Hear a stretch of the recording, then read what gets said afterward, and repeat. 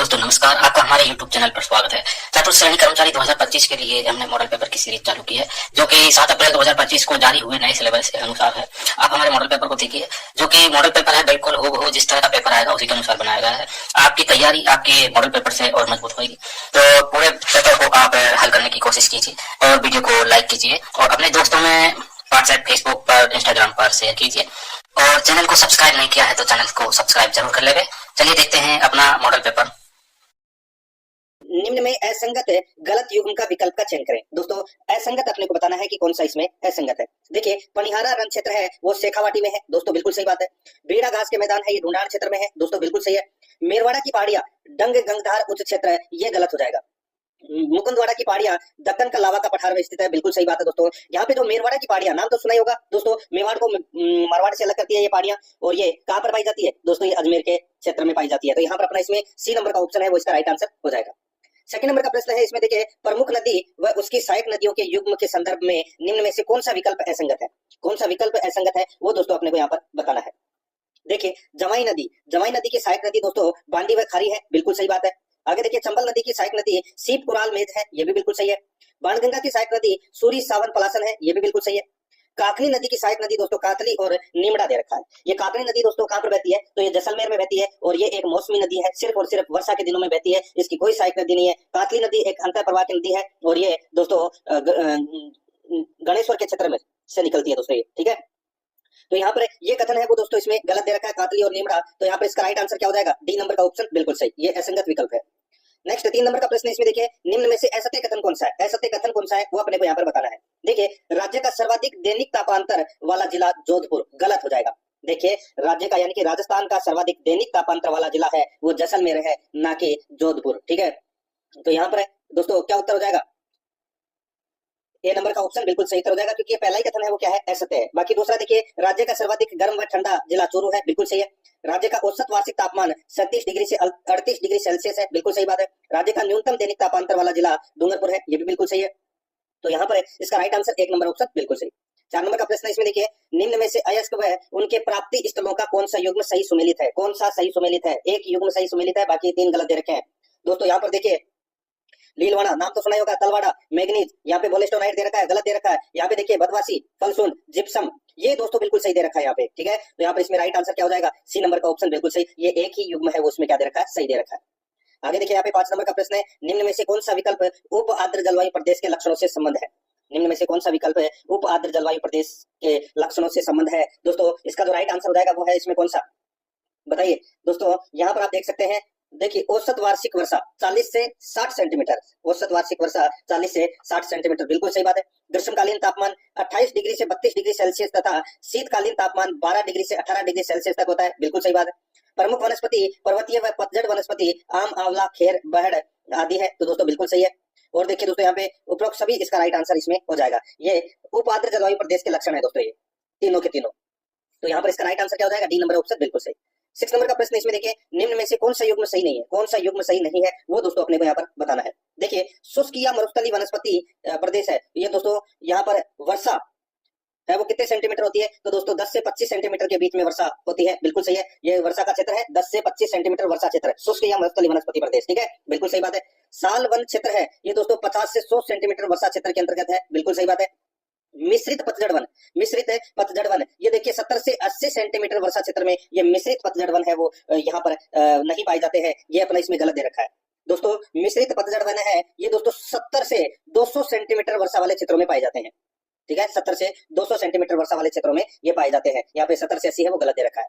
आगे देखिए, उपोष्ण कटिबंधीय सदाबहार वन है ये 150 सेमी वर्षा क्षेत्र में पाए जाते हैं, बिल्कुल सही बात है। तो यहाँ पर इसमें राइट आंसर क्या हो जाएगा? सी नंबर का ऑप्शन बिल्कुल सही। आगे देखिए, यहाँ पे 7 नंबर का प्रश्न है, निम्न में से किस विकल्प में दिया गया युग्म असंगत है? किस विकल्प में दिया गया युग्म असंगत है? देखिए यहाँ पे कोप मृदा, दोस्तों कोप मृदा है ये भरतपुर, धौलपुर, दौसा, उदयपुर, टोंक व सवाई माधोपुर में ये कोप मृदा है पाई जाती है। लाल व पीली मृदा नागौर व पाली, ये इसमें गलत दे रखा है दोस्तों। ये लाल व पीली मृदा है ये अरावली प्रदेश के क्षेत्रों में पाई जाती है, ठीक है। नागौर व पाली इसमें क्या दे रखा है? गलत दे रखा है। लाल लोमी मृदा है ये मध्य व दक्षिणी उदयपुर और डूंगरपुर में ये पाई जाती है, लाल लोमी मृदा, बिल्कुल सही बात है। डी नंबर का ऑप्शन देखिए, लाल व काली मृदा भीलवाड़ा, पूर्वी उदयपुर, चित्तौड़गढ़, बांसवाड़ा और डूंगरपुर में पाई जाती है, बिल्कुल सही है। तो यहाँ पर इसका राइट आंसर क्या हो जाएगा? बी नंबर का ऑप्शन बिल्कुल सही, क्योंकि ये गलत दे रखा है। 8 नंबर का प्रश्न इसमें देखिए, राजस्थान में मृदा अपरदन 3 प्रकार से होता है, लंबवत अपरदन, क्षैतिज अपरदन व चादरी अपरदन। इनमें से किस प्रकार का अपरदन दक्षिणी पूर्वी राजस्थान में होता है? बताइए कौन सा अपरदन दक्षिणी पूर्वी राजस्थान में होता है? तो यहाँ पर इसका राइट आंसर हो जाएगा वो है लंबवत। यहाँ पर ए नंबर का जो ऑप्शन है वो इसका बिल्कुल सही उत्तर हो जाएगा, लंबवत अपरदन। ठीक है, नेक्स्ट आगे देखिए, यहाँ पे 9 नंबर का प्रश्न है, वर्ष 2011 की जनगणना के अनुसार निम्न में से कौन सा तथ्य असत्य है? कौन सा तथ्य असत्य है वो दोस्तों अपने को यहाँ पर बताना है। देखिए यहाँ पे राजस्थान की जनसंख्या भारत की जनसंख्या का लगभग 5.66% है, बिल्कुल सही बात है। राजस्थान का जनसंख्या की दृष्टि से भारत में 6ठा स्थान है, गलत हो जाएगा दोस्तों, 8वां स्थान है जनसंख्या की दृष्टि से। ठीक है, जैसलमेर की जनसंख्या राजस्थान की कुल जनसंख्या का 0.9% है दोस्तों, बिल्कुल सही बात है, 0.9% है। और देखिए दोस्तों, इसमें वर्ष 2011 में सर्वाधिक ईसाई जनसंख्या प्रतिशत वाला जिला बांसवाड़ा है, ये भी बिल्कुल सही है। तो यहाँ पर असत्य कथन कौन सा हो जाएगा? बी नंबर का ऑप्शन राइट आंसर, यहाँ पर 6ठे की जगह 8वां स्थान आएगा। ठीक है, आगे देखिए 10 नंबर का प्रश्न है, निम्नलिखित में से कौन सी नदी बेसिन राजस्थान के पूर्वी मैदानी प्रदेश का भाग नहीं है? बताइए कौन सी नदी बेसिन है राजस्थान के पूर्वी मैदानी प्रदेश का भाग नहीं है? यहाँ पर आप देख सकते हैं दोस्तों, इसमें बनास बाणगंगा बेसिन, बनास बाणगंगा बेसिन दोस्तों, इसमें आप देख सकते हैं क्या पूछा गया है कि कौन सी नदी बेसिन राजस्थान के पूर्वी मैदानी प्रदेश का भाग नहीं है। तो पता तो चल गया होगा दोस्तों, यहाँ पर देखिए लूनी बेसिन, ये पश्चिमी राजस्थान में पाई जाती है दोस्तों, ठीक है। तो ये डी नंबर का ऑप्शन है वो इसका राइट आंसर हो जाएगा। बाकी चंबल नदी भी आप सभी को पता है कि ये पूर्वी मैदानी प्रदेश का भाग है, और मध्यवाही बेसिन है, ये भी पूर्वी मैदानी का भाग का है। ठीक है, तो यहाँ पर इसमें डी नंबर का जो ऑप्शन है वो इसका बिल्कुल सही उत्तर इसमें हो जाएगा। आगे देखिए, यहाँ पे 11 नंबर का प्रश्न है, गलत युग्म को पहचानिए। दोस्तों गलत युग्म को क्या करना है? पहचानना है। यहाँ पर देखिए दोस्तों, इसमें मालपुरा करौली मैदान, मालपुरा करौली का मैदान है, ये बनास बेसिन का भाग है, बिल्कुल सही बात है। यहाँ पर देखिए बिहार प्रदेश, ये चंबल बेसिन का भाग है, बिल्कुल सही है। प्रतापगढ़ जिला, ये काठल का मैदान का भाग है, बिल्कुल सही है। झालावाड़ जिला चंबल बेसिन, तो दोस्तों ये भी बिल्कुल सही है, झालावाड़ जिला है ये चंबल बेसिन का है। ठीक है, तो यहाँ पर देखिए गलत युग्म को पहचानना है। तो प्रतापगढ़ जिला, यहाँ पे देखिए बेसिन का पूछा है, यहाँ पे काठल का मैदान दे रखा है, देखिए काठल का मैदान है, ये प्रतापगढ़ जिले में है, लेकिन बेसिन के बारे में पूछा है तो यहाँ पर माही बेसिन आना चाहिए था दोस्तों। ठीक है, वैसे तो काठल का मैदान सही है, लेकिन बेसिन के बारे में, बेसिन का पूछा है ये प्रश्न है, तो यहाँ पर माही बेसिन आना चाहिए था। यहाँ पर सी नंबर का ऑप्शन राइट आंसर हो जाएगा। ठीक है, आगे देखिए 12 नंबर का प्रश्न है, राजस्थान में थोंटवेट के जलवायु प्रदेश है, ईएडी में कौन सा क्षेत्र नहीं आता? बताइए ईएडी में कौन सा क्षेत्र है वो नहीं आता? यहाँ पर देखिए ईएडी में अर्धशुष्क क्षेत्र आता है। ठीक है, अर्धशुष्क, और अर्धशुष्क में दोस्तों देखिए बाड़मेर आता है, जैसलमेर आता है, ठीक है, जोधपुर आता है, लेकिन हनुमानगढ़ नहीं आता दोस्तों इसमें। तो यहाँ पर इसका राइट आंसर क्या हो जाएगा? डी नंबर का जो ऑप्शन है वो इसका बिल्कुल सही उत्तर हो जाएगा इसमें। आगे देखिए, यहाँ पे 13 नंबर का प्रश्न है, कातली नदी का प्रवाह क्षेत्र क्या कहलाता है? कातली नदी का प्रवाह क्षेत्र है वो क्या कहलाता है? तो दोस्तों मैंने आपको बताया था, ये एक अंतर प्रवाह वाली नदी है, और ये इसके क्षेत्र को दोस्तों तोरावाटी कहते हैं। क्या कहते हैं? तोरावाटी। यहाँ पर डी नंबर का जो ऑप्शन है वो इसका बिल्कुल सही उत्तर इसमें हो जाएगा, ये आपको इसमें याद रखना है। आगे देखिए दोस्तों, यहाँ पे 14 नंबर का प्रश्न है, निम्नलिखित में से राजस्थान के कौन से जिले आवश्यकता से अधिक सिंचाई के कारण मिट्टी में लवणीयता व क्षारीयता की समस्या का सामना कर रहे हैं? बताइए कौन से जिले आवश्यकता से अधिक सिंचाई के कारण मिट्टी में लवणीयता व क्षारीयता की समस्या का सामना कर रहे हैं? तो इसका राइट आंसर हो जाएगा वो है गंगानगर व हनुमानगढ़। यहाँ पर डी नंबर का ऑप्शन बिल्कुल सही उत्तर हो जाएगा। 15 नंबर का प्रश्न इसमें देखिए, निम्नलिखित में से सही कथन का चयन करें। निम्नलिखित में से सही कथन का क्या करना है? चयन करना है। यहाँ पर देखिए दोस्तों, जनगणना 2011 के अनुसार सर्वाधिक दशकीय जनसंख्या वृद्धि दर बाड़मेर में 32.5% रही। दोस्तों ये बिल्कुल सही बात है। आगे देखिए, 2011 की जनगणना के अनुसार राज्य के सभी जिलों की दशकीय वृद्धि दर में कमी आई है। ठीक है, कमी आई है, राज्य के सभी जिलों की दशकीय वृद्धि दर में कमी आई है। तीसरा देखिए, इसमें सही कथन का चयन करना है। ठीक है, तो दोस्तों कमी तो कहां से आई होगी? कमी तो इसमें नहीं आई है, क्योंकि 32.5% तो ऊपर वाले ऑप्शन के अंदर ही देखिए वृद्धि दर्ज की गई है, 32.5% कमी नहीं आई। ठीक है, तो ये पहला ही कथन है वो इसमें सही हो जाएगा, दूसरा कथन इसमें गलत हो जाएगा। देखिए राजस्थान में जनसंख्या की वार्षिक वृद्धि दर 1.95% है, ये भी गलत हो जाएगा। कितना है? तो दोस्तों 2.13% है, 2.13% है वार्षिक वृद्धि दर। तो ये सी नंबर वाला भी ऑप्शन है वो गलत हो जाएगा। तो यहाँ पर सिर्फ एक ही सही है, ए नंबर का ऑप्शन बिल्कुल सही। नेक्स्ट आगे देखिए, यहाँ पे 16 नंबर का प्रश्न है, राजस्थान में कौन सा राष्ट्रीय राजमार्ग सर्वाधिक व्यस्त है? बताइए कौन सा राष्ट्रीय राजमार्ग सर्वाधिक व्यस्त है? दोस्तों इसका राइट आंसर हो जाएगा, यहाँ पे देखिए NH8 है, NH8 है वो सर्वाधिक है व्यस्त है, और इसका नया नाम है वो है दोस्तों NH48। ये भी आपको इसमें याद रखना है, कितना है? NH48। तो यहाँ पर इसमें ए नंबर का ऑप्शन बिल्कुल सही। 17 नंबर का प्रश्न है, इसमें देखिए जल द्वारा मिट्टी का अपरदन मुख्यतः राजस्थान के किन जिलों में होता है? जल द्वारा मिट्टी का अपरदन मुख्यतः राजस्थान के किन जिलों में होता है? तो यहाँ पर इसका राइट आंसर हो जाएगा वो है दोस्तों इसमें देखिए दक्षिणी जिलों में, पूर्वी जिलों में। आप सभी को पता है कि चंबल नदी में सर्वाधिक अपरदन होता है। तो यहाँ पर इसका राइट आंसर हो जाएगा वो है सी नंबर का ऑप्शन बिल्कुल सही, ए तथा बी दोनों में। तो यहाँ पर इसमें सी नंबर का ऑप्शन बिल्कुल सही उत्तर इसमें हो जाएगा। आगे देखिए दोस्तों, यहाँ पे 18 नंबर का प्रश्न है, निम्नलिखित में से किस जिले में उष्णकटिबंधीय शुष्क पतझड़ वाले वन है वो नहीं पाए जाते? बताइए, निम्नलिखित में से किस जिले में उष्णकटिबंधीय शुष्क पतझड़ वन है वो नहीं पाए जाते हैं? बताइए, नहीं पाए जाते। तो यहाँ पर इसका राइट आंसर हो जाएगा वो है दोस्तों ये कहां पर नहीं पाए जाते? जालोर में नहीं पाए जाते दोस्तों ये, ठीक है, जालोर में। बाकी अलवर, बांसवाड़ा और बूंदी में ये पाए जाते हैं। आगे देखिए 19 नंबर का प्रश्न है, निम्नलिखित में से कौन सा नदी बेसिन राजस्थान के पूर्वी मैदानी प्रदेश का भाग नहीं है? तो पूर्वी मैदानी प्रदेश का भाग कौन सा नहीं है? तो ये देखिए यहाँ पे लूनी बेसिन बताया था मैंने आपको, लूनी बेसिन इसका राइट आंसर हो जाएगा डी नंबर ऑप्शन, बिल्कुल सही। नेक्स्ट आगे देखिए 20 नंबर का प्रश्न है, संयुक्त राष्ट्र जलवायु परिवर्तन सम्मेलन का उद्देश्य है, संयुक्त राष्ट्र जलवायु परिवर्तन सम्मेलन का उद्देश्य क्या है? तो वो है देखिए जलवायु प्रणाली के साथ खतरनाक मानव हस्तक्षेप को रोकना, बिल्कुल सही है। ग्रीन हाउस गैसों के सांद्रण को स्थिर रखना, ये भी बिल्कुल सही है। जलवायु परिवर्तन के खतरे के प्रति वैश्विक प्रतिक्रिया का समर्थन करना, ये भी बिल्कुल सही है। तो यहाँ पर इसका राइट आंसर हो जाएगा वो है उपयुक्त सभी। तो यहाँ पर इसमें डी नंबर का जो ऑप्शन है वो इसका बिल्कुल सही उत्तर इसमें हो जाएगा। आगे देखिए दोस्तों यहाँ पे भाग 2 के अंदर देखिए राजस्थान इतिहास एवं कला संस्कृति के 20 प्रश्न है वो अपन इसमें पढ़ेंगे भाग 2 में, ठीक है, सिलेबस के अकॉर्डिंग चल रहा है। 21 नंबर प्रश्न है, राजस्थान की किस प्राचीन सभ्यता से कृपीस वर्णी मध्य पात्र प्राप्त हुए हैं? बताइए, किस प्राचीन सभ्यता से कृपीस वर्णी मध्य पात्र प्राप्त हुए हैं? दोस्तों इसका जो राइट आंसर हो जाएगा वो है इसमें, बताइए, तो ये गणेश्वर से प्राप्त हुए दोस्तों। डी नंबर का जो ऑप्शन है वो इसका बिल्कुल सही उत्तर हो जाएगा, गणेश्वर से। नेक्स्ट आगे देखिए यहाँ पे 22 नंबर का प्रश्न है, सत्य कथन का चयन कीजिए। दोस्तों सत्य कथन का क्या करना है? चयन करना है। देखिए देवेर का युद्ध है वो 1582 में लड़ा गया, दोस्तों बिल्कुल सही बात है। 1585 में महाराणा प्रताप ने अपनी राजधानी चावंड को बनाया, बिल्कुल सही बात है। महाराणा प्रताप के उत्तराधिकारी अमर सिंह बने, ये भी बिल्कुल सही है। तो यहाँ पर इसका राइट आंसर हो जाएगा उपरोक्त सभी कथन है वो क्या है? दोस्तों सत्य है, उपरोक्त सभी कथन है वो क्या है? सत्य है। आगे देखिए दोस्तों यहाँ पे 23 नंबर का प्रश्न है, निम्न में से कौन सा विकल्प सही सुमेलित नहीं है? कौन सा विकल्प सही सुमेलित नहीं है? यहाँ पर देखिए एक तरफ मेला दे रखा है, दूसरी तरफ स्थल दे रखा है। दोस्तों यहाँ पर आप देख सकते हैं धनोक माता का मेला है वो भीलवाड़ा में लगता है, दोस्तों बिल्कुल सही बात है। सोनाना खेतलाजी मेला है ये पाली में लगता है, ये भी बिल्कुल सही है। मातृकुंडिया मेला प्रतापगढ़, मातृकुंडिया मेला प्रतापगढ़, ये भी दोस्तों क्या हो जाएगा? गलत हो जाएगा, ये ही गलत हो जाएगा, क्योंकि मातृकुंडिया का जो मेला है ये दोस्तों कहाँ पर लगता है? चित्तौड़गढ़ में। तो यहाँ पर इसका राइट आंसर क्या हो जाएगा? सी नंबर का ऑप्शन बिल्कुल सही। घोर मेला सिरोही में लगता है, बिल्कुल सही है। यहाँ पर अपने को सुमेलित नहीं है ये बताना था, सी नंबर ऑप्शन बिल्कुल सही। आगे देखिए 24 नंबर का प्रश्न है, बीकानेर के किस शासक को राजपुताने का करण कहा गया? राजपुताने का, राज से रा याद रखना, राज से रा याद रखना, यानी कि राय सिंह को राजपुताने का करण है वो कहा गया है। एक है दोस्तों कलयुग का करण, एक है कलयुग का करण। दोस्तों कलयुग का करण किसको कहते हैं? तो लूणकरण को कहते हैं, कलयुग का करण लूणकरण को, ठीक है, और राजपुताने का करण राय सिंह को। तो यहाँ पर इसमें बी नंबर ऑप्शन बिल्कुल सही। 25 नंबर का प्रश्न इसमें देखिए, लकड़ी के खिलौने बनाने का काम मुख्यतः क्या होता है? लकड़ी के खिलौने बनाने का मुख्यतः काम है वो क्या होता है? दोस्तों इसका जो राइट आंसर हो जाएगा वो है इसमें ये होता है दोस्तों उदयपुर व सवाईमाधोपुर में, उदयपुर व सवाईमाधोपुर में। तो यहाँ पर सी नंबर का ऑप्शन बिल्कुल सही।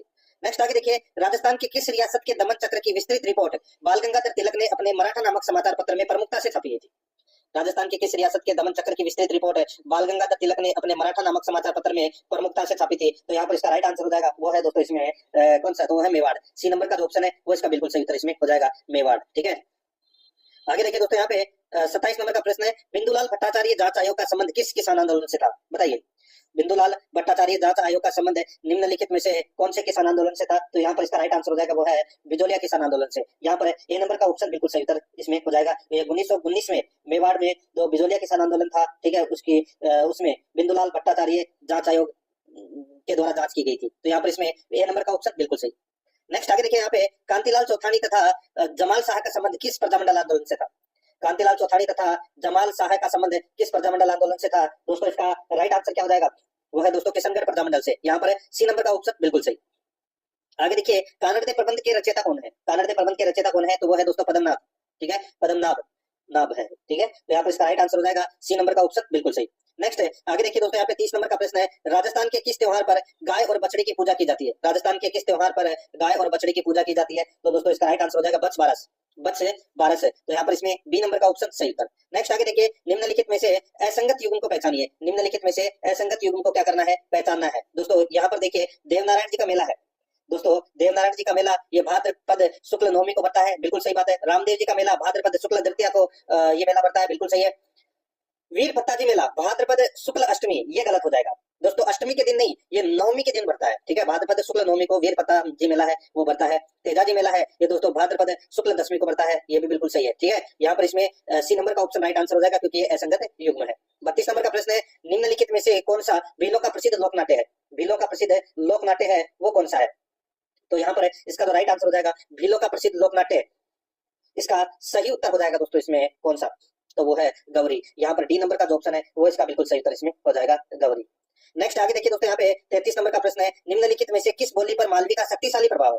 किस बोली पर मालवी का शक्तिशाली प्रभाव है? तो यहाँ पर इसका राइट आंसर क्या हो जाएगा बताइए। तो दोस्तों इसका सही उत्तर हो जाएगा वो है ढूंढानी का। तो यहाँ पर इसमें बी नंबर का ऑप्शन बिल्कुल सही, ढूंढानी का। नेक्स्ट आगे देखिए, निम्न में से भील जनजाति का कौन सा वस्त्र कमर से ऊपर के हिस्से में पहना जाता है? बताइए दोस्तों, भील जनजाति का कौन सा वस्त्र कमर से ऊपर के हिस्से में पहना जाता है? तो दोस्तों इसका राइट आंसर हो जाएगा वो है दोस्तों फेंटा। यहाँ पर ए नंबर का जो ऑप्शन है वो इसका बिल्कुल सही उत्तर हो जाएगा फेंटा। आगे देखिए दोस्तों, यहाँ पे 35 नंबर का प्रश्न है, निम्न में से कौन सा नाट्य श्री कृष्ण के जीवन चरित्र पर आधारित होता है? निम्न में से कौन सा नाट्य श्री कृष्ण के जीवन चरित्र पर आधारित होता है? यहाँ पर इसका राइट आंसर हो जाएगा वो है रासलीला। सी नंबर का जो ऑप्शन है वो इसका बिल्कुल सही उत्तर हो जाएगा रासलीला। आगे देखिए 36 नंबर का प्रश्न है, जयनारायण व्यास से संबंधित तथ्य है, जयनारायण व्यास से संबंधित है कौन सा तथ्य है वो सही है, वो दोस्तों अपने को यहाँ पर बताना है। दोस्तों इसमें देखिए, इन्होंने बंबई से अखंड भारत नामक समाचार पत्र का प्रकाशन शुरू किया। किसने? जयनारायण व्यास ने, बिल्कुल सही है। जयनारायण व्यास ने उत्तरदायी शासन के लिए आंदोलन और आंदोलन क्यों नामक पुस्तक लिखी, ये भी बिल्कुल सही बात है। मारवाड़ लोक परिषद के प्रथम अध्यक्ष जे.एन. व्यास थे, ये गलत हो जाएगा दोस्तों। मारवाड़ लोक परिषद के जो प्रथम अध्यक्ष थे, ठीक है, वो थे दोस्तों कौन? तो प्रथम अध्यक्ष थे दोस्तों माणिक्यलाल वर्मा थे, ठीक है। कौन थे? माणिक्यलाल वर्मा। और दोस्तों जयनारायण व्यास प्रजामंडल के प्रथम अधिवेशन का उद्घाटन किया, तो दोस्तों ये गलत हो जाएगा। मेवाड़ प्रजामंडल के प्रथम अधिवेशन के मतलब उद्घाटन किया, तो ये भी गलत हो जाएगा। क्यों गलत हो जाएगा? क्योंकि मेवाड़ प्रजामंडल के प्रथम अधिवेशन का जो उद्घाटन है वो दोस्तों जेबी कृपलानी के द्वारा किया गया था। किसके द्वारा? जेबी कृपलानी के द्वारा। तो ये अपना इसमें क्या हो जाएगा? ये भी गलत हो जाएगा। तो यहाँ पर 3 और 4 है वो गलत है, 1 और 2 इसमें क्या है? सत्य है। तो यहाँ पर इसका ए नंबर का जो ऑप्शन है वो इसका बिल्कुल सही उत्तर हो जाएगा। आगे देखिए 37 नंबर का प्रश्न है, जोधपुर महाराज हनुमंत सिंह ने अधिमिलन पत्र यानी कि विलय पत्र पर कब हस्ताक्षर किए? जोधपुर महाराज हनुमंत सिंह ने अधिमिलन पत्र यानी कि विलय पत्र पर कब हस्ताक्षर किए? इसका जो राइट आंसर हो जाएगा वो है दोस्तों, ये हस्ताक्षर किए 9 अगस्त 1947 को। 9 अगस्त 1947 को। यहाँ पर सी नंबर का जो ऑप्शन है वो इसका बिल्कुल सही उत्तर हो जाएगा, याद रखना, ठीक है। आगे देखिए दोस्तों, यहाँ पे 38 नंबर का प्रश्न है, जेंटलमैन्स एग्रीमेंट से संबंधित निम्न में से कौन सा प्रजामंडल है? बताइए, जेंटलमैन्स एग्रीमेंट से संबंधित है निम्न में से कौन सा प्रजामंडल है? तो ये इसका राइट आंसर हो जाएगा वो है जयपुर प्रजामंडल। यहाँ पर इसमें बी नंबर का ऑप्शन बिल्कुल सही उत्तर हो जाएगा। और ये जो जेंटलमैन्स एग्रीमेंट है ये हीरालाल शास्त्री और मिर्जा इस्माइल के बीच में ये हुआ था, ठीक है, 1942 में। और दोस्तों इसका प्रमुख निर्णय है वो क्या निकला था? इसमें ये एग्रीमेंट हुआ था कि भारत छोड़ो आंदोलन में जयपुर प्रजामंडल है वो भाग नहीं लेगा। यहाँ पर बी नंबर ऑप्शन सही। आगे देखिए, दूधवा खारा किसान आंदोलन निम्न में से किस रियासत से संबंधित था? दूधवा खारा किसान आंदोलन निम्न में से किस रियासत से संबंधित था? राइट आंसर हो जाएगा बीकानेर रियासत से संबंधित था, ए नंबर ऑप्शन सही उत्तर। नेक्स्ट आगे देखिए, डॉक्टर दशरथ शर्मा ने किस मेवाड़ राणा के शासन को मध्यकालीन मेवाड़ का स्वर्ण काल कहा है? बताइए, बहुत अच्छा प्रश्न है। डॉक्टर दशरथ शर्मा ने किस मेवाड़ महाराणा के शासन को मध्यकालीन मेवाड़ का स्वर्ण काल कहा है? राइट आंसर हो जाएगा राणा जयत्र सिंह को। राणा जयत्र सिंह के काल को मध्यकालीन मेवाड़ का स्वर्ण काल कहा है, इसने डॉक्टर दशरथ शर्मा ने। राइट आंसर इसमें सी नंबर ऑप्शन हो जाएगा। अब दोस्तों भाग 3 के अंदर अपन भारतीय संविधान के 5 प्रश्न है वो पढ़ेंगे सिलेबस के अकॉर्डिंग, ठीक है। देखिए यहाँ पे पुरुषों एवं स्त्रियों दोनों के लिए समान कार्य के लिए समान वेतन का प्रावधान है संविधान के किस अनुच्छेद में वर्णित है? समान कार्य के लिए समान वेतन का जो प्रावधान है दोस्तों अनुच्छेद 39 में है, अनुच्छेद 39 में है। यहाँ पर बी नंबर का ऑप्शन बिल्कुल सही। आगे देखिए, वित्त आयोग के अध्यक्ष की नियुक्ति कौन करता है? वित्त आयोग के अध्यक्ष की नियुक्ति दोस्तों राष्ट्रपति करता है, बी नंबर ऑप्शन सही। नेक्स्ट आगे देखिए, विधानमंडल की बैठकों के मध्य कितने माह से अधिक का अंतर नहीं हो सकता? विधानमंडल की बैठकों के मध्य कितने माह से अधिक का अंतर नहीं हो सकता? तो यहाँ पर इसका राइट आंसर हो जाएगा वो है दोस्तों इसमें 6 माह। यहाँ पर बी नंबर का जो ऑप्शन है वो इसका बिल्कुल सही हो जाएगा 6 माह। 44 नंबर का प्रश्न इसमें देखिए, निम्नलिखित में से कौन कभी भी लोकसभा के सभापति नहीं रहे? बताइए कौन कभी भी लोकसभा के सभापति नहीं रहे? तो यहाँ पर इसका राइट आंसर हो जाएगा वो है दोस्तों, देखिए प्रतिभा पाटिल। प्रतिभा पाटिल है ये लोकसभा के सभापति नहीं रही, ये राष्ट्रपति रह चुकी है, ठीक है। बाकी तीनों बलराम जाखड़, सोमनाथ चटर्जी और पी.ए. संगमा ये लोकसभा के सभापति रह चुके हैं। यहाँ पर इसमें ए नंबर का ऑप्शन सही उत्तर। नेक्स्ट आगे देखिए, उच्च न्यायालय का रिट क्षेत्राधिकार संविधान के किस अनुच्छेद का भाग है? बताइए, रिट क्षेत्राधिकार यानी कि रिट जारी की जाती है तो ये कौन से अनुच्छेद में है? तो यहाँ पर इसका राइट आंसर हो जाएगा यह है अनुच्छेद 226 में। यहाँ पर बी नंबर का ऑप्शन बिल्कुल सही। नेक्स्ट अब देखिए, भाग 4 के अंदर राजस्थान पॉलिटी के 5 प्रश्न है वो अपन इसमें पढ़ेंगे। देखिए, निम्न में से कौन सा कार्य जिला प्रशासन का नहीं है? जिला प्रशासन का कार्य कौन सा नहीं है दोस्तों? यहाँ पर देखिए, कानून व्यवस्था को लागू करना, सरकार का भू राजस्व एकत्रित करना, राजनीतिक कार्यों की समीक्षा करना। तो दोस्तों इसमें राजनीतिक कार्यों की जो समीक्षा करना है ये जिला प्रशासन का कार्य नहीं है। जिले की नगरीय तथा ग्रामीण जनता का कल्याण करना ये है। तो यहाँ पर इसमें सी नंबर का ऑप्शन बिल्कुल सही हो जाएगा। नेक्स्ट आगे देखिए दोस्तों, यहाँ पे 47 नंबर का प्रश्न है, भारत के संविधान के निम्नलिखित भागों में से कौन सा भाग मुख्य रूप से संघ और राज्यों के बीच संबंधों से संबंधित है? बताइए कौन सा भाग है संघ और राज्यों के बीच संबंधों से संबंधित है? तो इसका राइट आंसर हो जाएगा वो है भाग 11, भाग 11। तो यहाँ पर इसमें राइट आंसर क्या हो जाएगा, डी नंबर ऑप्शन सही। 48 नंबर का प्रश्न इसमें देखिए, निम्न में से कौन सा कथन सही है, निम्न में से कौन सा कथन सही है वो दोस्तों अपने को यहाँ पर बताना है। यहाँ पर देखिए, राजस्थान उच्च न्यायालय के प्रथम मुख्य न्यायाधीश के वर्मा थे, बिल्कुल सही बात है। सत्यनारायण राव समिति की सिफारिश पर 1958 में जयपुर पीठ को समाप्त कर दिया गया था, दोस्तों ये भी बिल्कुल सही है। तो यहाँ पर दोनों के दोनों कथन है वो क्या है दोस्तों, सही है। तो यहाँ पर सी नंबर का ऑप्शन बिल्कुल सही उत्तर हो जाएगा, ठीक है, सी नंबर ऑप्शन सही। आगे देखिए 49 नंबर का प्रश्न है, नई लोकसभा निर्वाचित होने के उपरांत वर्तमान लोकसभा के अंतिम सत्र हेतु निम्नलिखित में से कौन सा शब्द प्रयोग किया जाता है, बताइए। नई लोकसभा निर्वाचित होने के उपरांत वर्तमान लोकसभा के अंतिम सत्र हेतु निम्नलिखित में से कौन सा शब्द प्रयोग किया जाता है, तो वो है दोस्तों लेमडक, लेमडक शब्द का प्रयोग है वो किया जाता है। यहाँ पर बी नंबर का ऑप्शन बिल्कुल सही हो जाएगा। आगे देखिए, राज्य मुख्य सूचना आयुक्त या अन्य सूचना आयुक्तों को निम्न में से किस आधार पर उनके कार्यकाल की अवधि से पूर्व हटाया जा सकता है। राज्य मुख्य सूचना आयुक्त या अन्य सूचना आयुक्तों को निम्नलिखित या निम्न में से किस आधार पर उनके कार्यकाल की अवधि से पूर्व हटाया जा सकता है। यहाँ पर इसका राइट आंसर हो जाएगा वो है दोस्तों इसमें देखिए साबित कदाचार के आधार पर, उनकी असमर्थता के आधार पर। तो दोस्तों इसका राइट आंसर हो जाएगा सी नंबर ऑप्शन सही, ए और बी दोनों के आधार पर राज्य मुख्य सूचना आयुक्त या अन्य सूचना आयुक्तों को हटाया जा सकता है उनके कार्यकाल की अवधि से पूर्व है। यहाँ पर सी नंबर ऑप्शन सही। अब दोस्तों यहाँ पे अपन सामान्य विज्ञान के 5 प्रश्न पढ़ेंगे 51 से 55 तक। देखिए, एक मानव कोशिका में कितने गुणसूत्र होते हैं, एक मानव कोशिका में कितने गुणसूत्र होते हैं दोस्तों, राइट आंसर क्या हो जाएगा 46, सी नंबर ऑप्शन सही। नेक्स्ट आगे देखिए, किस प्रकार का रोगजनक जल जनित हिपेटाइटिस ए का कारण बनता है, बताइए दोस्तों कौन सा रोगजनक जल जनित हिपेटाइटिस ए का कारण बनता है, तो वो है दोस्तों वायरल। तो यहाँ पर इसमें बी नंबर का ऑप्शन बिल्कुल सही। नेक्स्ट आगे देखिए, लोहे को जंग लगने से बचाने के लिए उस पर जिंक की एक सुरक्षात्मक परत लगाई जाती है, इस प्रक्रिया को क्या कहते हैं। लोहे की जंग लगने से बचाने के लिए उस पर जिंक की एक सुरक्षात्मक परत लगाई जाती है, इस प्रक्रिया को क्या कहते हैं। इस प्रक्रिया को दोस्तों बोलते हैं गैल्वेनाइजिंग, गैल्वेनाइजिंग। यहाँ पर सी नंबर का ऑप्शन बिल्कुल सही उत्तर हो जाएगा इसमें। 54 नंबर का प्रश्न इसमें देखिए, प्रकाश की गति किसके बीच से जाते हुए न्यूनतम होगी, प्रकाश की गति किसके बीच से जाते हुए न्यूनतम होगी, राइट आंसर हो जाएगा इसमें कांच से। यहाँ पर ए नंबर ऑप्शन सही, कांच से। नेक्स्ट, निम्न धातुओं में से कौन सी धातु कक्ष ताप पर जल के साथ तेज क्रिया करती है, बताइए। निम्न धातुओं में से कौन सी धातु कक्ष ताप पर जल के साथ तेज क्रिया करती है, तो वो है दोस्तों इसमें कैल्शियम। यहाँ पर डी नंबर का ऑप्शन बिल्कुल सही उत्तर हो जाएगा। आगे देखिए दोस्तों, यहाँ पे अब अपन कंप्यूटर के 5 प्रश्न पढ़ेंगे भाग 6 के अंदर। एमएस वर्ड 2010 में keyboard shortcut shift plus F3 का उद्देश्य क्या है, शिफ्ट प्लस F3 अगर अपन दबाएंगे तो उसका उद्देश्य क्या है, उसका उद्देश्य है दोस्तों यह शॉर्टकट टेक्स्ट को अपर केस यानी कि बड़े अक्षर, लोअर केस यानी कि छोटे अक्षर और लिटिल केस यानी कि शीर्षक अक्षर के बीच स्विच करता है। तो यहाँ पर इसमें राइट आंसर सी नंबर का ऑप्शन हो जाएगा, ये कार्य है शिफ्ट प्लस F3 का, ठीक है। नेक्स्ट आगे देखिए, 57 नंबर प्रश्न है, सबसे पहले विकसित किया गया सर्च इंजन निम्न में से कौन सा था। सबसे पहले विकसित किया गया सर्च इंजन है वो दोस्तों कौन सा था, तो उसका नाम था आर्ची। क्या नाम था, आर्ची। और ये दोस्तों 1990 के अंदर ये सर्च इंजन आया था, एलन एमटेज, ठीक है, के द्वारा ये विकसित है वो किया गया था, एलन एमटेज के द्वारा 1990 में। यहाँ पर डी नंबर ऑप्शन बिल्कुल सही। आगे देखिए, उपयोगकर्ता को ईमेल के साथ एक फाइल भेजने देता है, कौन कौन उपयोगकर्ता को ईमेल के साथ एक फाइल भेजने देता है, इसका राइट आंसर हो जाएगा वो है दोस्तों यहाँ पे अटैचमेंट, ठीक है। यहाँ पर डी नंबर का ऑप्शन बिल्कुल सही हो जाएगा, अटैचमेंट। नेक्स्ट आगे देखिए, एमएस पावर पॉइंट 365 में किसी प्रेजेंटेशन में क्लिप आर्ट चित्रों को इंसर्ट करने के लिए निम्नलिखित में से किस मेनू का उपयोग किया जाता है। तो दोस्तों क्लिप आर्ट को इंसर्ट करने के लिए दोस्तों इंसर्ट मेनू का ही प्रयोग किया जाता है। तो यहाँ पर इसमें ए नंबर ऑप्शन बिल्कुल सही। आगे देखिए, सीडी रोम डिस्क को पढ़ने में निम्नलिखित में से किसकी जरूरत होती है, सीडी रोम डिस्क को पढ़ने में निम्नलिखित में से किसकी जरूरत होती है, राइट आंसर हो जाएगा वो है लेजर किरण की, लेजर किरण की। तो यहाँ पर इसमें ए नंबर ऑप्शन बिल्कुल सही हो जाएगा। अब दोस्तों अपन भाग 7 के अंदर राजस्थान करंट अफेयर्स के 5 प्रश्न है वो पढ़ेंगे, राजस्थान करंट अफेयर्स के 5 प्रश्न है। इसमें देखिए, किस जिला प्रशासन द्वारा 13 जनवरी 2025 को कुपोषित एवं अति कुपोषित बच्चों के स्वास्थ्य में सुधार के लिए लाटेसर अभियान का शुभारंभ किया गया।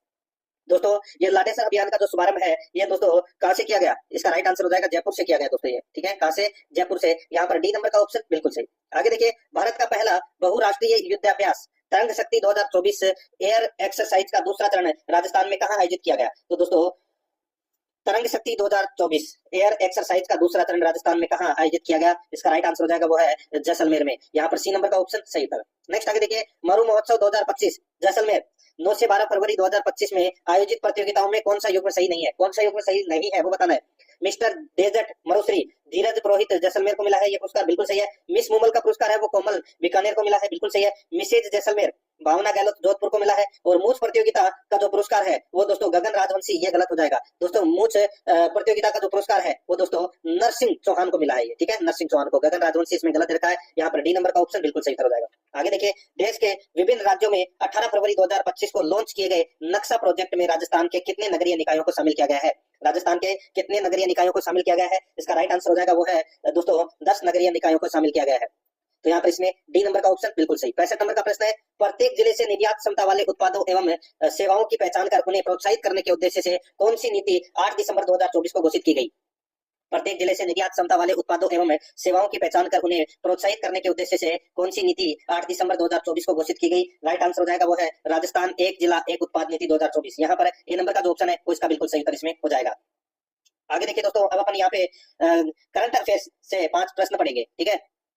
इसमें दोस्तों अपन भारत और विश्व के करंट अफेयर के प्रश्न है वो पढ़ेंगे। देखिए 66 नंबर का प्रश्न है, बीसीसीआई क्रिकेट अवार्ड 2023-24 में पॉली उमरीगर पुरस्कार सर्वश्रेष्ठ अंतर्राष्ट्रीय क्रिकेटर पुरुष का पुरस्कार है वो दोस्तों किसे प्रदान किया गया? तो दोस्तों इसका जो राइट आंसर हो जाएगा वो है जसप्रीत बुमराह को। यहाँ पर बी नंबर का ऑप्शन बिल्कुल सही हो जाएगा। आगे देखिए, संघाई सहयोग संगठन के राष्ट्र अध्यक्षों की परिषद की 24वीं बैठक 4 जुलाई 2024 को कहां आयोजित हुई? तो दोस्तों ये आयोजित थी कहां पर? तो ये अस्ताना कजाकिस्तान में। यहाँ पर बी नंबर का ऑप्शन बिल्कुल सही हो जाएगा। आगे देखिए, यूरोपीय अंतरिक्ष एजेंसी के किस मिशन को इसरो द्वारा 5 दिसंबर 2024 को PSLV C-59 द्वारा प्रक्षेपित किया गया? तो दोस्तों इसका राइट आंसर हो जाएगा वो है इसमें किस मिशन को इसरो द्वारा 5 दिसंबर 2024 को PSLV C-59 द्वारा प्रक्षेपित किया गया? इसका सही उत्तर हो जाएगा वो है दोस्तों इसमें प्रोबा 3। तो यहाँ पर सी नंबर ऑप्शन सही। आगे देखिए, पेरिस ओलंपिक 2024 की पदक तालिका में भारत का कौन सा स्थान रहा? तो दोस्तों भारत का 71वां स्थान रहा। यहाँ पर डी नंबर ऑप्शन बिल्कुल सही हो जाएगा। आगे देखिए, गणित का नोबेल पुरस्कार माने जाने वाले एबेल पुरस्कार 2024 से किसे सम्मानित किया गया? तो दोस्तों ये सम्मानित किया गया दोस्तों किसे? तो मिशेल टेलग्रांड को। यहाँ पर ए नंबर का जो ऑप्शन है वो इसका बिल्कुल सही हो जाएगा, मिशेल टेलग्रांड को। ए नंबर ऑप्शन बिल्कुल सही। अब दोस्तों यहाँ पे अपन हिंदी व्याकरण से संबंधित है 20 प्रश्न है वो पढ़ेंगे। हिंदी व्याकरण से संबंधित 20 प्रश्न सिलेबस के अकॉर्डिंग। यहाँ पर देखिए 71 नंबर प्रश्न है, चप्पल का विलोम होता है, बताइए चप्पल का विलोम है वो क्या होता है? तो दोस्तों यहाँ पर इसका जो राइट आंसर हो जाएगा, चप्पल के विलोम के बारे में पूछा गया है तो इसका सही उत्तर हो जाएगा वो है दोस्तों गंभीर। क्या हो जाएगा? गंभीर। तो यहाँ पर सी नंबर का ऑप्शन बिल्कुल सही, गंभीर। नेक्स्ट आगे देखिए, छोटा बन जाने की योग कला को इनमें से क्या कहते हैं? छोटा बन जाने की योग कला को इनमें से क्या कहते हैं? सही उत्तर हो जाएगा वो है दोस्तों लघिमा। क्या बोलते हैं? लघिमा। यहाँ पर डी नंबर का ऑप्शन बिल्कुल सही। नेक्स्ट आगे देखिए, यहाँ पे पक्षपात पूर्ण व्यवहार करना भाव की अभिव्यक्ति हुई है। पक्षपात पूर्ण व्यवहार करना में किस भाव की अभिव्यक्ति हुई है? तो यहाँ पर इसका राइट आंसर हो जाएगा वो है देखिए, अंधा बांटे रेवड़ी फिर अपनों को दे। तो यहाँ पर इसमें राइट आंसर हो जाएगा यानी कि पक्षपातपूर्ण व्यवहार करना। सी नंबर ऑप्शन बिल्कुल सही। आगे देखिए, आवश्यकता से अधिक धन संपत्ति एकत्र न करना वाक्यांश के लिए सार्थक शब्द है। आवश्यकता से अधिक धन संपत्ति एकत्र न करना वाक्यांश के लिए सार्थक शब्द कौन सा है? आवश्यकता से अधिक धन संपत्ति एकत्र न करना। तो यहाँ पर इसका राइट आंसर हो जाएगा वो है दोस्तों इसमें अपरिग्रह। ठीक है, तो यहाँ पर इसमें बी नंबर का ऑप्शन बिल्कुल सही इसमें हो जाएगा। नेक्स्ट आगे देखिए, यहाँ पे 75 नंबर प्रश्न है, निम्नलिखित में से भूतकाल का सही उदाहरण कौन सा है? भूतकाल का सही उदाहरण कौन सा है? तो दोस्तों यहाँ पर भूतकाल में देखिए था या थी का प्रयोग होगा, और था या थी का प्रयोग किसमें हुआ है? पहले यह सुविधा उपलब्ध नहीं थी, तो ये भूतकाल का उदाहरण है। यहाँ पर इसमें right answer C number option हो जाएगा। आगे देखिए, किस विकल्प में सभी शब्द परस्पर पर्यायवाची नहीं है? बताइए किस विकल्प में सभी शब्द परस्पर पर्यायवाची नहीं है? दोस्तों इसमें देखिए, इसमें सुग्गा पिक मधुप ये दोस्तों परस्पर जो पर्यायवाची शब्द है वो नहीं है। यहाँ पर डी नंबर का जो ऑप्शन है वो इसका बिल्कुल सही उत्तर इसमें हो जाएगा, ये आपको इसमें याद रखना है, ठीक है। आगे देखिए दोस्तों, यहाँ पे 77 नंबर का प्रश्न है, ईंट का जवाब पत्थर से देना मुहावरे का अर्थ है। ईंट का जवाब पत्थर से देना मुहावरे का अर्थ क्या है? तो इसका सही उत्तर हो जाएगा वो है क्रिया के जवाब में कड़ी प्रतिक्रिया देना। क्रिया के जवाब में कड़ी प्रतिक्रिया देना। तो यहाँ पर इसमें डी नंबर ऑप्शन सही। आगे देखिए, डाकिया चिट्ठी लाया वाक्य में क्रिया का कौन सा भेद प्रयुक्त हुआ है? डाकिया चिट्ठी लाया में कौन सा भेद प्रयुक्त हुआ है? तो दोस्तों इसमें राइट आंसर हो जाएगा वो है सकर्मक क्रिया का प्रयोग हुआ है दोस्तों इसमें। यहाँ पर ए नंबर का जो ऑप्शन है वो इसका बिल्कुल सही उत्तर इसमें हो जाएगा, याद रखिएगा, ठीक है। आगे देखिए दोस्तों, यहाँ पे 79 नंबर प्रश्न है, निम्न में से बसंत का पर्यायवाची शब्द नहीं है। बसंत का पर्यायवाची शब्द कौन सा नहीं है? तो दोस्तों सुमन है, ये बसंत का पर्यायवाची शब्द है वो नहीं है। तो यहाँ पर इसमें राइट आंसर क्या हो जाएगा? बी नंबर ऑप्शन बिल्कुल सही। आगे देखिए, निम्नलिखित में से अशुद्ध शब्द है, अशुद्ध शब्द कौन सा है वो दोस्तों अपने को यहाँ पर बताना है। यहाँ पर देखिए ये जो शब्द दे रखा है डी नंबर ऑप्शन वाला विकृत, ठीक है, तो ये इसमें गलत दे रखा है। ये पहला नंबर का जो ऑप्शन दे रखा है ना, ये इसका शुद्ध रूप होगा। तो यहाँ पर इसमें डी नंबर का जो ऑप्शन है वो इसका बिल्कुल सही उत्तर हो जाएगा। नेक्स्ट आगे देखिए, यहाँ पे किसी पत्र के आवश्यक घटकों में सरकारी पत्र में कौन सा घटक नहीं होता? किसी पत्र के आवश्यक घटकों में सरकारी पत्र में कौन सा घटक नहीं होता? तो यहाँ पर इसका राइट आंसर हो जाएगा वो है दोस्तों इसमें कौन सा? तो इसका सही उत्तर हो जाएगा वो है अभिवादन। यहाँ पर सी नंबर का जो ऑप्शन है वो इसका बिल्कुल सही उत्तर हो जाएगा अभिवादन। नेक्स्ट आगे देखिए, यहाँ पे 82 नंबर का प्रश्न है, शुद्ध वर्तनी वाले विकल्प का चयन कीजिए। शुद्ध वर्तनी वाले विकल्प का चयन कीजिए। दोस्तों इसमें क्या हो जाएगा? तो वो है चरमोत्कर्ष। चरमोत्कर्ष यानी कि जो ये पहला नंबर का ऑप्शन है ये इसमें शुद्ध विकल्प है। यहाँ पर ए नंबर का ऑप्शन बिल्कुल सही उत्तर हो जाएगा। 83 नंबर का प्रश्न है, संस्कार शब्द में किस उपसर्ग का प्रयोग हुआ है? संस्कार शब्द में किस उपसर्ग का प्रयोग हुआ है? तो यहाँ पर इसका राइट आंसर हो जाएगा सम उपसर्ग का प्रयोग हुआ है। सम उपसर्ग, यहाँ पर ए नंबर का ऑप्शन बिल्कुल सही उत्तर हो जाएगा। आगे देखिए, कौन सा शब्द आहट प्रत्यय का उदाहरण नहीं है? कौन सा शब्द आहट प्रत्यय का उदाहरण नहीं है? तो दोस्तों यहाँ पर देखिए आहट, तो दोस्तों यहाँ पर देखिए वट, वट आ रहा है ना, इसमें देखिए इसमें भी हटा रहा है, इसमें भी हटा रहा है, इसमें भी हटा रहा है, इसमें वट आ रहा है, तो यही अपना राइट आंसर हो जाएगा। डी नंबर ऑप्शन बिल्कुल सही। आगे देखिए, क्रियार्थक संज्ञा सदा किस रूप में रहती है? क्रियार्थक संज्ञा सदा किस रूप में रहती है? इसका जो राइट आंसर हो जाएगा वो है दोस्तों इसमें कौन सा? तो वो है एक वचन पुल्लिंग। एक वचन पुल्लिंग, यहाँ पर बी नंबर का जो ऑप्शन है वो इसका राइट आंसर इसमें हो जाएगा। ठीक है, यानी कि जब क्रिया संज्ञा की तरह व्यवहार में आती हो तो ऐसी क्रिया को क्रियार्थक संज्ञा है वो कहते हैं। तो यहाँ पर इसका right answer B number option बिल्कुल सही। नेक्स्ट आगे देखिए, यहाँ पे जो सर्वनाम शब्द वक्ता, श्रोता अथवा किसी अन्य व्यक्ति के लिए प्रयोग किया जाता है उसे क्या कहते हैं? जो सर्वनाम शब्द वक्ता, श्रोता अथवा किसी अन्य व्यक्ति के लिए प्रयोग किया जाता है उसे क्या कहते हैं? दोस्तों उसे कहते हैं पुरुषवाचक सर्वनाम कहते हैं। यहाँ पर बी नंबर का जो ऑप्शन है वो इसका बिल्कुल सही, पुरुषवाचक सर्वनाम। आगे देखिए, यहाँ पे 87 नंबर का प्रश्न है, देखिए डिस्क्रिपेंसी,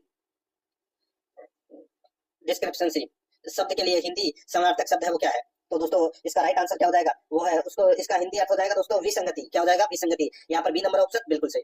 आगे देखिए दोस्तों, यहाँ पे निम्नांकित में से सटीक और शुद्ध वाक्य को पहचानिए। सटीक और शुद्ध वाक्य को क्या करना है? पहचानना है। दोस्तों यहाँ पर आप देख सकते हैं, देखिए आप लोग अपनी अपनी रजाई ले लीजिए, आप लोग अपनी अपनी रजाई ले लीजिए, ये जो वाक्य है ये दोस्तों शुद्ध वाक्य है। तो यहाँ पर इसमें ए नंबर का ऑप्शन बिल्कुल सही उत्तर इसमें हो जाएगा, ये आपको इसमें याद रखना है। ठीक है, इसमें देखिए दादाजी की बीमारी चिंतनीय है। ठीक है, तो चिंतनीय नहीं चिंताजनक है।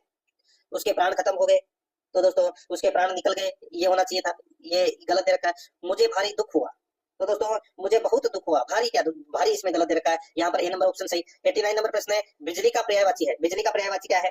दोस्तों बिजली का पर्यायवाची है वो सौदामिनी है। क्या है? सौदामिनी। यहाँ पर सी नंबर ऑप्शन सही। नेक्स्ट आगे देखिए, निम्नलिखित में से क्रम भंग संबंधी अशुद्धि वाला वाक्य है। क्रम भंग संबंधी अशुद्धि वाला वाक्य है तो वो कौन सा है?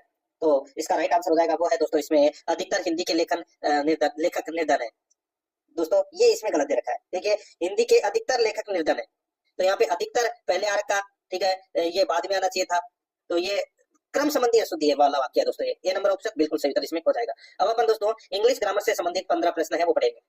91 नंबर का प्रश्न है, English is spoken all over the world in active voice. बताइए इसका एक्टिव वॉइस क्या बनेगा? इसका एक्टिव वॉइस बनेगा दोस्तों people speak English all over the world. तो यहाँ पर इसमें राइट आंसर क्या हो जाएगा? बी नंबर का जो ऑप्शन है वो इसका बिल्कुल सही। नेक्स्ट आगे देखिए दोस्तों, यहाँ पे खालिस्तान भरना है। इसमें देखिए players play when the coach comes back. बताइए प्ले दे रखी है यहाँ पे वर्ब, तो दोस्तों क्या हो जाएगा? यहाँ पर देखिए इसमें फ्यूचर कंटीन्यूअस टेंस का प्रयोग हुआ है, तो यहाँ पर इसका राइट आंसर हो जाएगा will be playing. Will be playing, B number का ऑप्शन बिल्कुल सही उत्तर हो जाएगा। 93 नंबर प्रश्न है, खालिस्तान भरना है दोस्तों, ठीक है, टेक्निकल वर्ड हिंदी और इंग्लिश दोनों भरने हैं। यहाँ पर देखिए दोस्तों, the chairman was forced to his post. अध्यक्ष को विवश होकर अपना पद पड़ा, तो क्या छोड़ना पड़ा? छोड़ना या त्यागना? तो दोस्तों यहाँ पर देखिए छोड़ना या त्यागना किसमें? ये देखिए त्यागना, एब्डिकेट। ठीक है, डी नंबर का ऑप्शन राइट आंसर हो जाएगा, यहाँ पर खालिस्तान में ही आएगा। ठीक है, नेक्स्ट आगे देखिए, choose from the following options the most appropriate English version of निर्वासन। निर्वासन को इंग्लिश में क्या कहते हैं? दोस्तों निर्वासन को इंग्लिश में पनिशमेंट बोलते हैं। क्या बोलते हैं? पनिशमेंट। तो यहाँ पर इसमें डी नंबर का ऑप्शन बिल्कुल सही हो जाएगा, पनिशमेंट। 95 नंबर का प्रश्न है, देखिए इंग्लिश वर्ड, इंग्लिश अपने को सेंटेंस बनाना है। देखिए इस सवाल का जवाब क्या होगा? इसको इंग्लिश में कैसे लिखेंगे दोस्तों? इसको अपन इंग्लिश में है वो कैसे लिखेंगे? देखिए what will be the answer to this question. तो यहाँ पर इसमें बी नंबर का ऑप्शन बिल्कुल सही उत्तर हो जाएगा। नेक्स्ट आगे देखिए दोस्तों, यहाँ पे choose the correct Hindi translation of the following sentence from the option given below. देखिए they were in the class, they were in the class, इसका हिंदी अर्थ क्या होगा? इसका हिंदी अर्थ हो जाएगा दोस्तों इसमें क्या हो जाएगा? तो ये हो जाएगा वे कक्षा में थे, वे कक्षा में थे। तो यहाँ पर इसमें डी नंबर का ऑप्शन बिल्कुल सही। आगे देखिए, which of the following sentence is punctuated correctly. बताइए कौन सा सेंटेंस है वो दोस्तों बिल्कुल करेक्ट है, कोमा उमा के साथ में सब कुछ लगे हुए बिल्कुल सही। किसमें दोस्तों? यहाँ पर देखिए it's a beautiful day isn't it. तो यहाँ पर इसमें बी नंबर का ऑप्शन बिल्कुल सही हो जाएगा। 98 नंबर का प्रश्न है, इसमें देखिए ही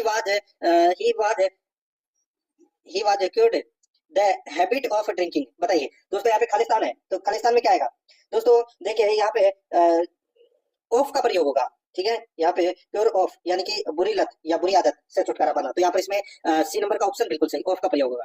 आगे देखिए यहाँ पे complete the following sentence by choosing the correct answer from the given option से। खालिस्तान बनना है। देखिए सी डिड द जॉब विदाउट एंथुसियम। दोस्तों इसका राइट आंसर क्या हो जाएगा बताइए? इसमें कौन से डिटरमिनर का प्रयोग होगा? तो दोस्तों इसमें मच का प्रयोग होगा। किसका? मच का। तो यहाँ पर इसका राइट आंसर हो जाएगा ए नंबर का ऑप्शन बिल्कुल सही।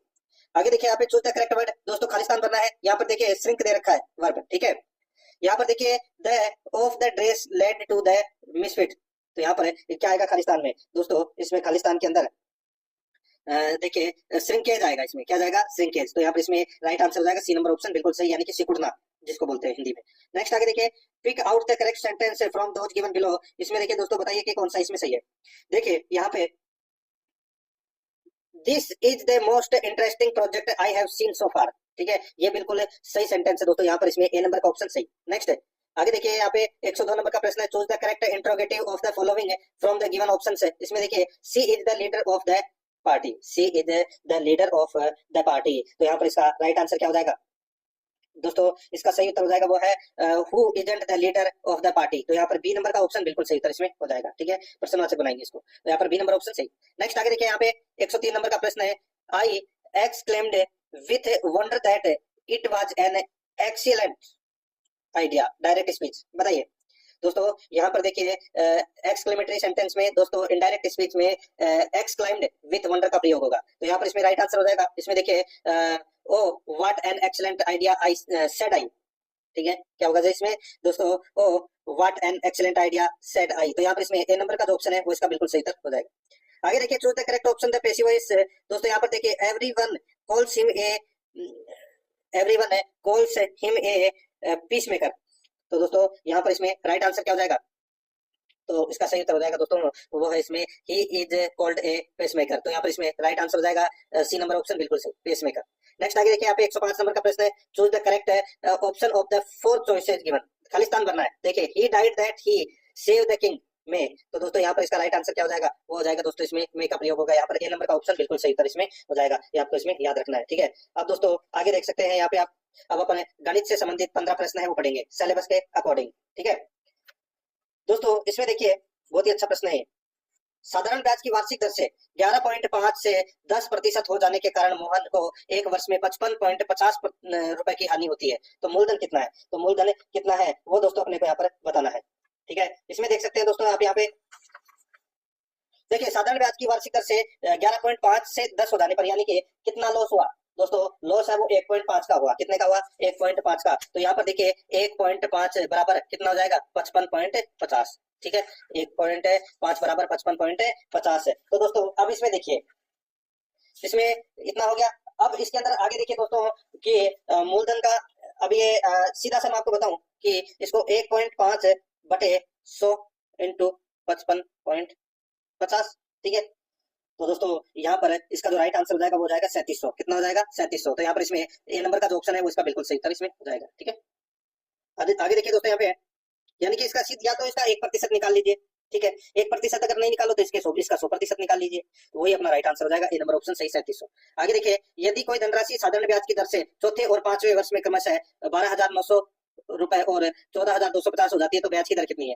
दोस्तों चौथे में 12,000 कितनी थी? 900 और पांचवे में 14,250। तो दोस्तों माइनस कर लीजिए, कितना बचा दोस्तों? ये बचा 1350। कितना बचा? 1350। अब ये एक वर्ष का है दोस्तों, ये 1350, ठीक है।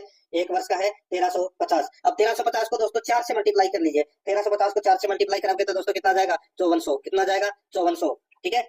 अब ये 5400 है, ये 4 साल का क्या है? ब्याज है। क्या है? ब्याज है। अब ये 12,900 में से 5400 घटा दीजिए, कितना आ जाएगा दोस्तों? 7,500। ये 7,500 क्या है? अपना मूलधन हो गया, ठीक है।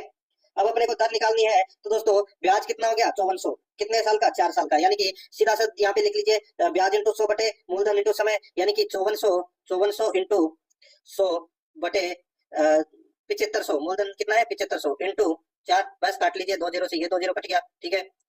और दोस्तों यहाँ पे 25 से काट लीजिए इसको, ये 3 बार कट गया, ये 2 बार 50, फिर 4 बचे, फिर 1, फिर 6 बार कट जाएगा, यानी कि 216 में देखिए किससे कट रहा है क्या वो?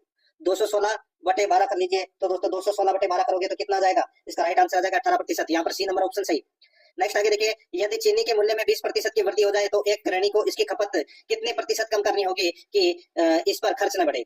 तो दोस्तों इसका राइट आंसर हो जाएगा वर्दी बटे 100 प्लस वर्दी इंटू 100। वर्दी कितने की हुई है दोस्तों? 20 की, बटे वर्दी प्लस 100 यानी कि 120 इंटू दोस्तों 100। बस काट लीजिए, ये कितनी बार गया?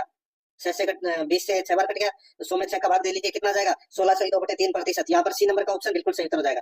109 नंबर का प्रश्न है, एक कस्बे की जनसंख्या 1,76,400 है, इसमें 5% की वार्षिक वृद्धि दर होती है, तो 2 वर्ष बाद कस्बे की जनसंख्या कितनी होगी? सीधा सा है दोस्तों, 1,76,000 इंटू 105 बटे 100 इंटू 105 बटे 100। बस काट लीजिए, ये 2 जीरो से ये 2 जीरो कट गए, इस जीरो से ये जीरो कट गया, ये दोस्तों 5 से 2 बार कट गया, ये 21 बार कट गया। ठीक है, ये इसको काटा तो दोस्तों 8 दूनी 16, ठीक है, 1 और 8 ये 2 से ये कट गया। अब दोस्तों कितना बचा? 21 इंटू 88 इंटू 105। तो दोस्तों यहाँ पर इनको मल्टीप्लाई करोगे तो 2 वर्ष बाद की जनसंख्या आ जाएगी 1,94,481। यहाँ पर बी नंबर का ऑप्शन बिल्कुल सही। 110 नंबर का प्रश्न इसमें देखिए, एक पेन को 144 रुपए में बेचने पर अनुराग को क्रय मूल्य पर 1/7% की हानि होती है। ठीक है, यदि पेन 189 में बेचा जाता है तो लाभ प्रतिशत क्या होगा? तो लाभ प्रतिशत है वो दोस्तों क्या होगा, वो दोस्तों अपने को यहाँ पर बताना है। ठीक है, अब दोस्तों इसके अंदर आप देख सकते हैं, इसमें देखिए मान लीजिए कि एक पेन को 144 रुपए में बेचने पर अनुराग को क्रय मूल्य पर 1/7% की हानि होती है। यदि पेन 189 में बेचा जाता है तो लाभ प्रतिशत क्या होगा? लाभ प्रतिशत क्या होगा? तो दोस्तों यहाँ पर देखिए, माना कि क्रय मूल्य है वो दोस्तों x मान लिया, ठीक है, और हानि हुई है दोस्तों x/7। ठीक है, तो यहाँ पर है दोस्तों x माइनस 144 बराबर x/7। ठीक है, तो दोस्तों कितना जाएगा? 144 को 7 से मल्टीप्लाई करोगे तो कितना आ जाएगा दोस्तों? यहाँ पे 7x माइनस 1008 बराबर x। ठीक है, तो सीधा सा मैं आपको बोलूं तो एक x कम हो जाएगा यहाँ पे, तो यहाँ पे 1008/6 कितना आ जाएगा? 168।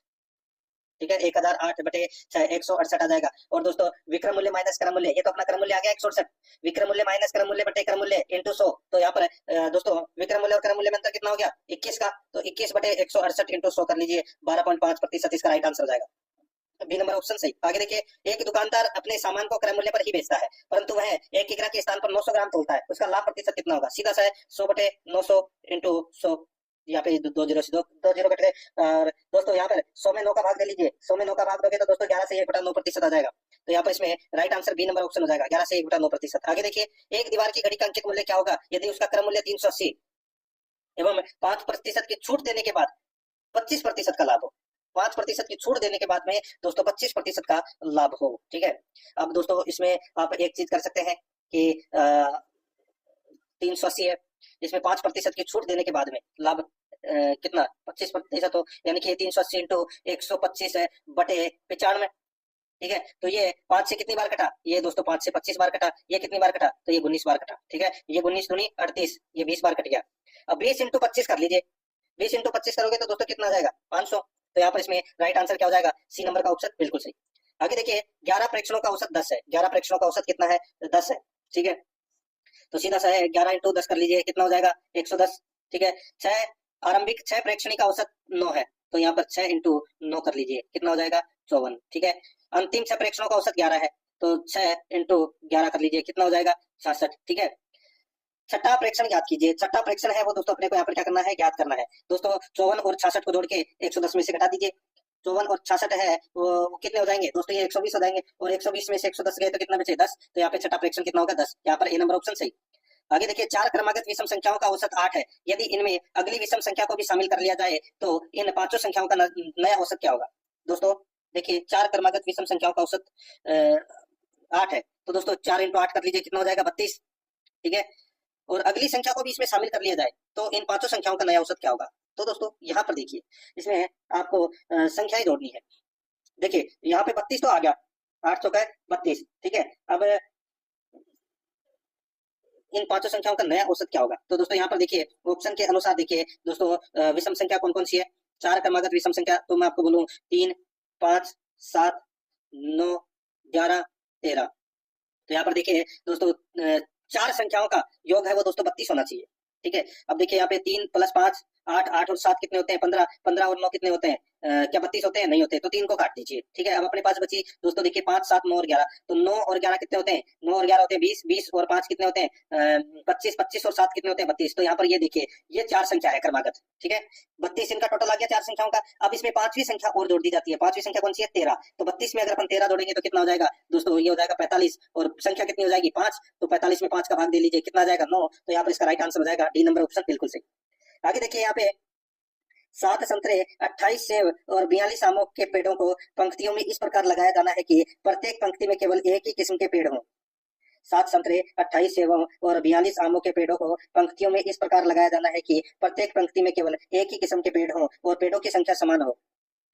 इस प्रकार लगाए गए पेड़ों की पंक्तियों की न्यूनतम संख्या है वो ज्ञात कीजिए। दोस्तों यहाँ पर देखिए 7 28 और 42, 7 28 और 42 का मैसा पे कितना होगा दोस्तों? ये होगा 7, मैसा पे कितना हो जाएगा? 7 हो जाएगा। ठीक है, तो यहाँ पे न्यूनतम पंक्ति अपने को ज्ञात करनी है, तो 7 बटे 7 प्लस 28 बटे 7 प्लस 42 बटे 7। ठीक है, तो ये दोस्तों एक 7 से 7 में एक बार गया, ये दोस्तों कितनी बार गया? 4 बार। ठीक है, और ये दोस्तों कितनी बार गया? 6 बार, 7 बार।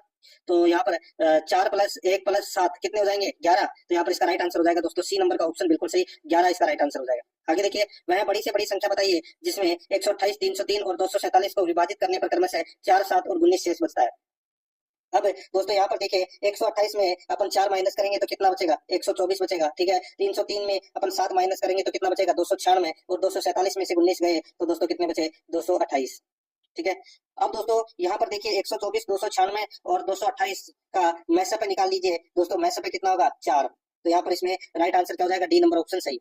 नेक्स्ट आगे देखिए, यहाँ पे किसी आरेख में एक दिन में अस्पताल में भर्ती हुए रोगियों की आयु के अनुसार वर्गीकरण दिखाया गया है। आरेख को ध्यान से देखें और उत्तर दें। यहाँ पर 117 नंबर का प्रश्न है, इसमें देखिए 55 से 60 वर्ष के बीच रोगियों की संख्या जो उस दिन अस्पताल में भर्ती हुए। 55 से 60 वर्ष के बीच के रोगियों की संख्या जो उस दिन अस्पताल में भर्ती हुए। ठीक है, तो 55 से 60 में दोस्तों यहाँ पर देखिए 4। ठीक है, आपको यहाँ पर 4 दिखाई दे रहा है, तो यहाँ पर इसमें राइट आंसर क्या हो जाएगा? वो है इसमें बी नंबर का ऑप्शन, बिल्कुल सही। आगे देखिए 118 नंबर प्रश्न है, 55 वर्ष से अधिक आयु के रोगियों की कुल संख्या जो अस्पताल में भर्ती हुई। दोस्तों 55 वर्ष से अधिक, तो 55 वर्ष से अधिक दोस्तों यहाँ पर देखिए इसमें 4, फिर 60 में देखिए 60 में तो हो गए दोस्तों 4, 65 में देखिए 65 में है दोस्तों 3, और 70 में है दोस्तों 2 प्लस 1। ठीक है, तो यहाँ पर 4 और 3 7, 7 और 2 9 और 1 10। तो यहाँ पर इसका राइट आंसर क्या हो जाएगा? डी नंबर ऑप्शन, बिल्कुल सही, 10। नेक्स्ट आगे देखिए 40 वर्ष से अधिक है किंतु 55 वर्ष से कम आयु के रोगियों की संख्या जो उस दिन अस्पताल में भर्ती हुई। दोस्तों यहाँ पर देखिए 40 वर्ष से अधिक, 40 वर्ष से अधिक तो दोस्तों एक तो है 8। ठीक है, और 55 वर्ष से, ठीक है, और एक है दोस्तों इसमें 5, तो 8 और 5 13। ठीक है, देखिए यहाँ पे 8 और 7, 8 और 7। ठीक है, 8 और 7 होगा, 8 और 7 कितने हो जाएंगे दोस्तों? ये हो जाएंगे 15। तो यहाँ 8 और 7 कितने? 15। ठीक है, 40 वर्ष से अधिक और